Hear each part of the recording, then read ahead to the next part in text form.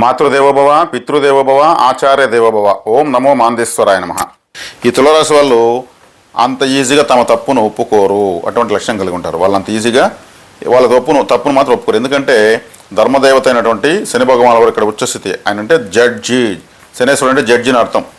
అందుకే ధర్మదేవత కూడా నల్లగొడ్డ మొహానికి ఆడ కోర్టులో కట్టుంటారు. కాబట్టి వాళ్ళు అంత సులభంగా వాళ్ళు తమ తప్పును ఒప్పుకోరు. వీళ్ళు ఎవరికైనా డబ్బులు ఇస్తే తిరిగి రాదు.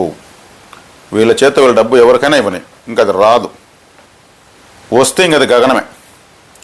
వీళ్ళు కానీ తీసుకుంటే వీళ్ళకి ఇచ్చిన వాళ్ళు ఇంటికాడికి వచ్చేస్తారు.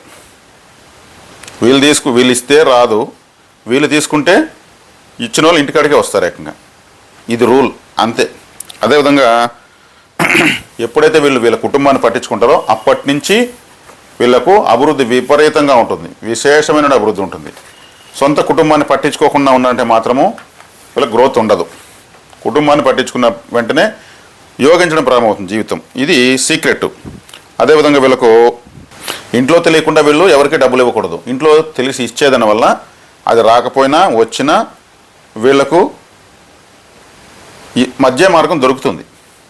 ఒకవేళ రాకపోతే స్ట్రైట్గా రాకపోయినా. కాబట్టి ఇంట్లో తెలియకుండా డబ్బులు మాత్రం బయట ఇవ్వకూడదు. ఇస్తే ఇంకా అది రాదు.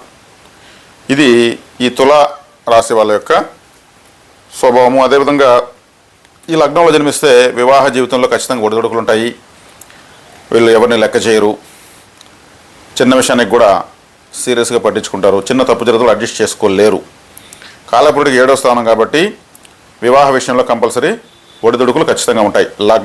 లగ్నం అయితే, రాశి అయితే అంతగా ఉండదు.